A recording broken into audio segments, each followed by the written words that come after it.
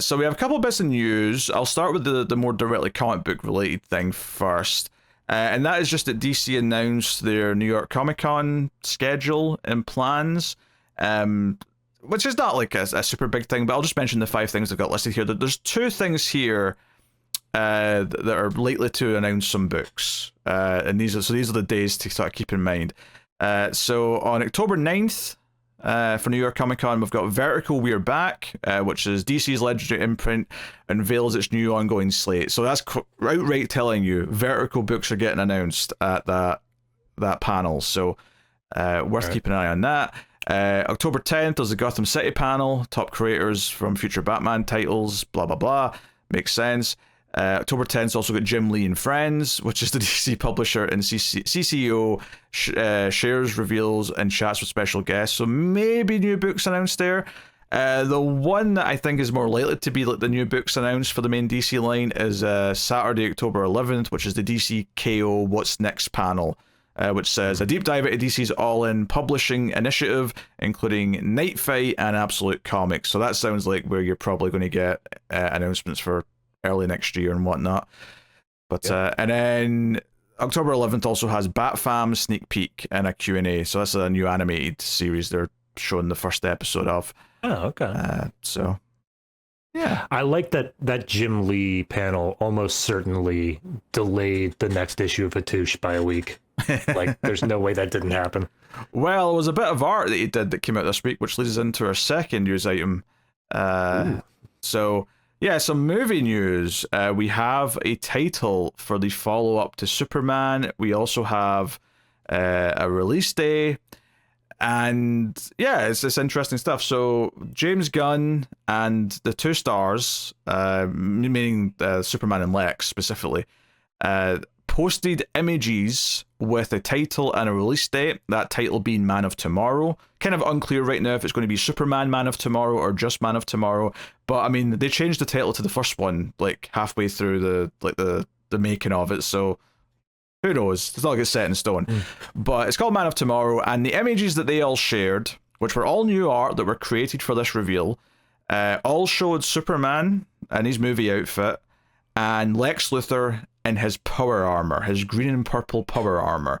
So we're getting Lex in armor, and so one of these art pieces was Mitch Gerads, one was Jorge Jimenez, and one was Jim Lee, which again probably helped delay. Like, he's like, oh no, we need to delay Hattush. I've got like a movie project thing to work on. Everyone, calm down. This is more important. This one's going to get in front of people's eyes. You've already pushed the other Batman series. I'm not going to get any sales on these last issues. Yeah, so yeah, I mean, obviously, we were really positive on the new movie. We were speculating and excited to see what was going to be coming next, and we, assumed a bunch of things. I think what's maybe sticking out to me is that I think Gunn was almost being too weird with his, well, it depends what you count as a sequel. This is still very much just Superman 2. I don't really know why he was being coy about admitting that he's doing Superman 2, as if it was going to be something like, okay, sure, he's going to have to work with Lex in some capacity for a bigger threat. Yeah, that's interesting that if that's what we're doing here, because I don't see Lex being the main villain again. I'm assuming we'll have a Brainiac or a Zod or whatever it is. But I think what caught me about this, though, is when I looked at those images and I saw the announcement. One, I was happy that it was only 2 years away. That's cool. It's July 2027. Yes. But 2 is I looked at Lex in the power armor and went, you know what?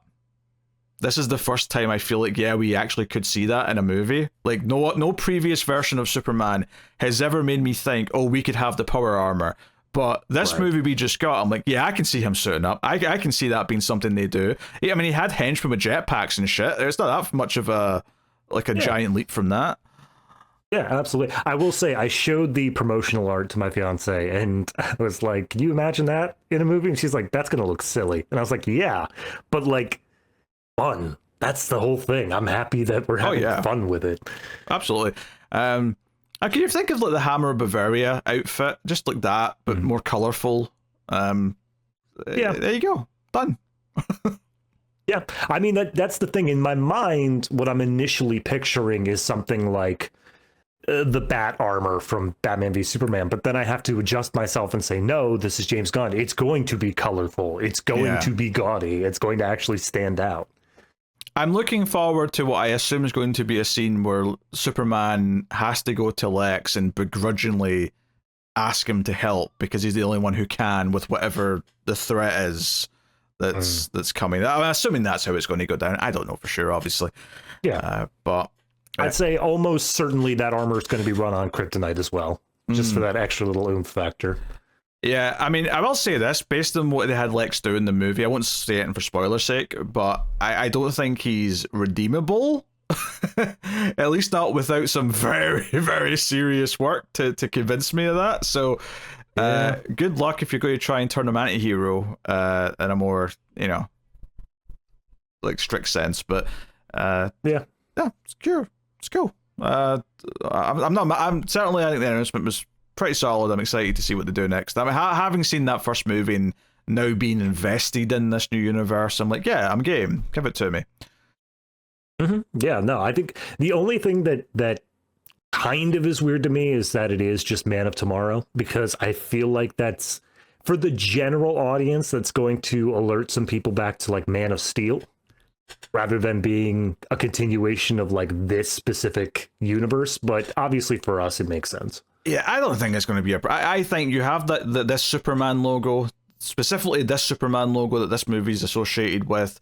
This movie did well, had good word of mouth. I don't think it's going to be in it. And they'll see the logo, they'll see Corn Sweat and whatnot, and they'll get it. They'll know what it is. I don't think that's going to be an issue. So, all right. Good stuff. Looking forward to that.